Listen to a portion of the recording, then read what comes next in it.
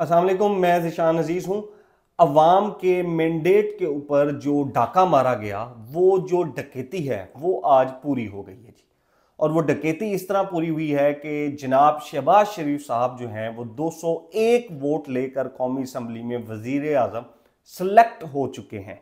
जबकि आज तक तारीख में जो वज़ीर आज़म हैं वो इलेक्ट होते हैं, लोग वोट देते हैं, उसके बाद कोई कैंडिडेट आकर वजीर आजम बनता है। शहबाज शरीफ साहब पहले भी सिलेक्टेड वजीर आजम बने और ये जो एजाज है वो सिर्फ शहबाज शरीफ साहब के नाम है कि 2 दफा वो सिलेक्टेड वजीर आजम बने और आज दोबारा ये एजाज उनके नाम हुआ कि वो 201 वोट लेकर सिलेक्टेड वजीर आजम बन चुके हैं। उमर अयूब साहब जो तहरीक इंसाफ के उम्मीदवार थे उनको 92 वोट मिले और जिसके बाद शहबाज शरीफ साहब को पाकिस्तान का जो वजीर आजम है वो सिलेक्ट हो चुके हैं। अब मैं उनकी थोड़ी सी तकरीर के ऊपर आज हम बात कर लेते हैं जो उन्होंने कौमी असम्बली में अपनी पहली तकरीर की। पहले तो आप उस तकरीर को थोड़ी सी, ये शहबाज शरीफ साहब और नवाज शरीफ साहब की आप देखें ना कि जो तकरीर हो रही थी, शहबाज शरीफ साहब वजीर आजम सिलेक्ट हुए हैं, उनके चेहरे के ऊपर वो खुशी नहीं थी, उनके चेहरे के ऊपर वो इत्मीनान नहीं था जो नॉर्मली जब वजीर आजम मुंतखब होता है, जब वजीर आजम इलेक्ट होता है तो उनके चेहरे पर एक खुशी और एक इत्मीनान होता है। शहबाज शरीफ साहब, नवाज शरीफ साहब, इन दोनों के चेहरे उतरे हुए थे, इन दोनों के जो चेहरे थे वो उदास थे, वो उदासी नजर आ रही थी। और वो उदासी यकीनी तौर पर इसी बात की थी कि ये लोग इलेक्ट होकर नहीं आए हैं, मैंडेट चोरी हुआ है।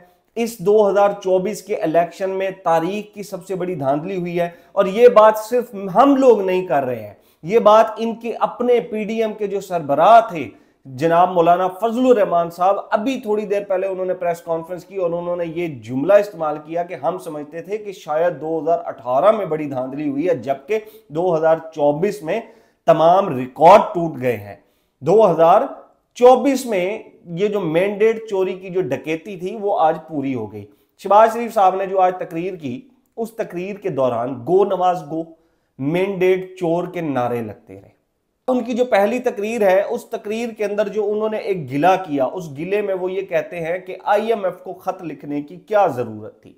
मैं आपको बताऊं, शहबाज शरीफ साहब वही हैं जिन्होंने एब्सोल्युटली नॉट अमेरिका को बोलने के ऊपर भी ये बयान दिया था कि अमेरिका को एब्सोल्युटली नॉट बोलने की क्या जरूरत थी।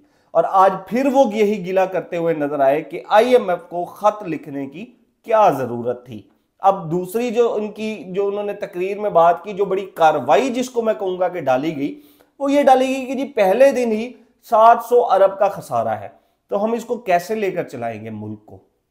तो बात यह है कि मुल्क को चलाने के लिए, सिलेक्शन के लिए आपने खुद को पेश किया, आपको इलेक्ट तो नहीं किया गया, या तो आपको कौम ने इलेक्ट किया हो कि आप आए, आप हमारे वजीर आजम बने, आपने खुद को पेश किया कि मुझे सिलेक्ट करें, मैं इस मुल्क का वजीर आजम बनकर इस मुल्क को चलाऊंगा। 700 अरब के खसारे के ऊपर जब बात की तो उनके साथ 3 दफा बैठे हुए जो वजीर आजम बन चुके हैं, नवाज शरीफ साहब वो भी बैठे हुए थे। उन्होंने, शहबाज शरीफ साहब ने एक दफा भी उनसे नहीं पूछा कि बड़े भाईजान ये 700 अरब का खसारा है, 3 दफा तो आप वजीर आजम रहे हैं, कहां गया पैसा, नहीं पूछा उन्होंने। फिर उनके साथ ही बिल्कुल पीपल्स पार्टी बैठी हुई थी, उनसे भी नहीं पूछा उन्होंने कि जनाब जरदारी साहब, भुट्टो साहब, ये जो आप लोग इतनी दफा वजीर आजम रहे और भुट्टो पीपल्स पार्टी खानदान जो है वो हुकूमत करती आ रही है, 700 अरब का अगर खसारा है तो ये कहां गया है, इसका भी बताएं मुझे। फिर अपने जो 1.5 साल की हुकूमत 2 साल की करके गए उसके ऊपर भी कोई बात नहीं की कि 700 अरब के खसारे का आखिर जिम्मेदार कौन है।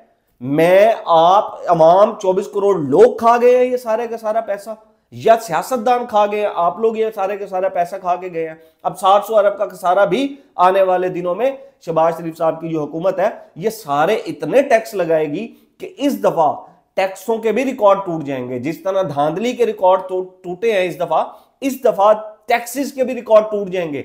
ऐसा ऐसा टैक्स लगाया जाएगा जिसके ऊपर हम सिर्फ बातें करते थे। मेरा ख्याल में इस दफा शायद पानी पीने और सांस लेने के ऊपर भी टैक्स लगा दिया जाएगा। यह शहबाज शरीफ की हुकूमत की जो पॉलिसीज हैं वो इस दफा इस एंगल में चलेंगी, क्योंकि पहले दिन ही जो वो बता रहे हैं उस हिसाब से तो यही लग रहा है कि टैक्सेस बढ़ाए बगैर और लोगों से पैसा लिए बगैर ये कुछ चला नहीं सकेंगे। अब मैं बात कर लेता हूं थोड़ा सा इमरान रियाज खान के ऊपर और असद तूर के ऊपर। मैं पहले बात करूंगा इमरान रियाज के ऊपर।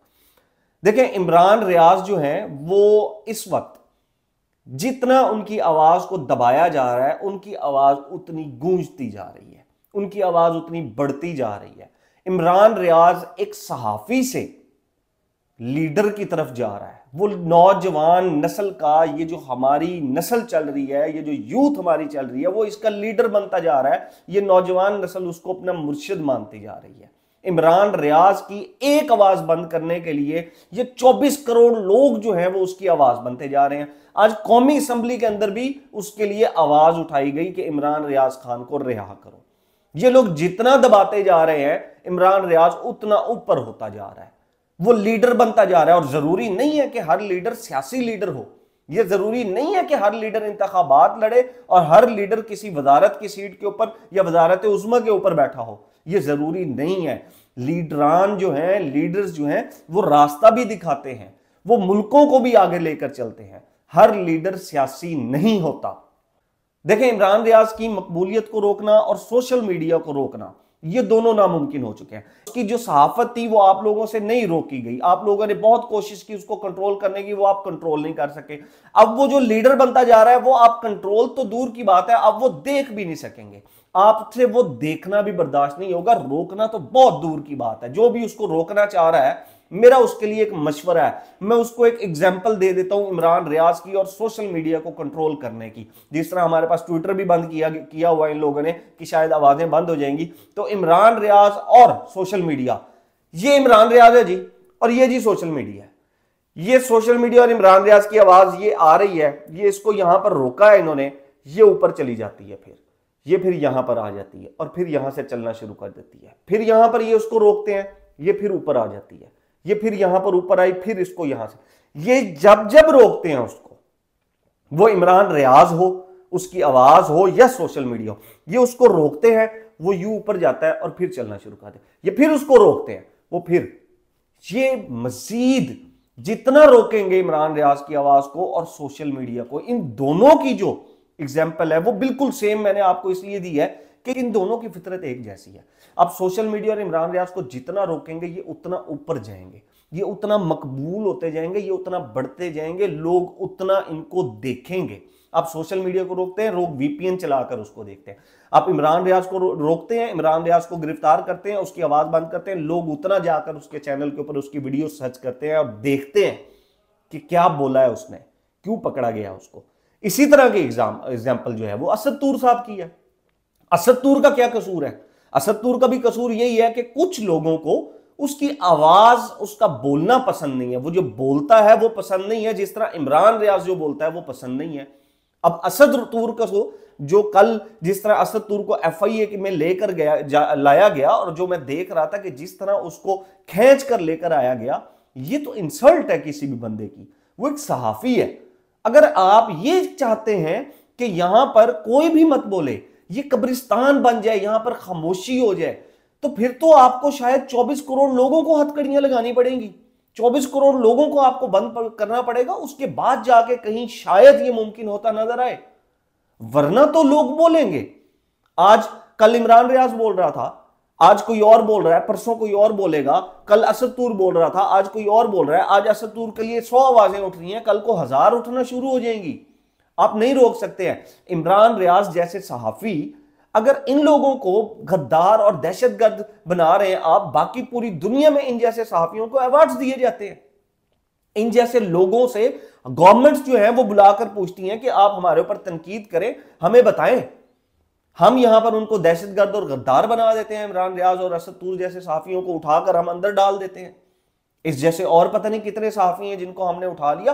तो बात यह है कि अगर आप ये चाहते हैं कि कोई ना बोले, कोई आवाज ना हो, आप जैसा करना चाहते हैं वैसा होता जाए और कोई बोले ना, तो 24 करोड़ लोगों के मुंह बंद कर दे और 24 करोड़ लोगों को हथकड़ियां लगाकर जेल के अंदर डाल दे, शायद ये मुमकिन हो जाए। तब भी मुझे मुमकिन होता नजर नहीं आ रहा है। ये अपना और अपने घर वालों का ख्याल रखिएगा। अल्लाह हाफिज।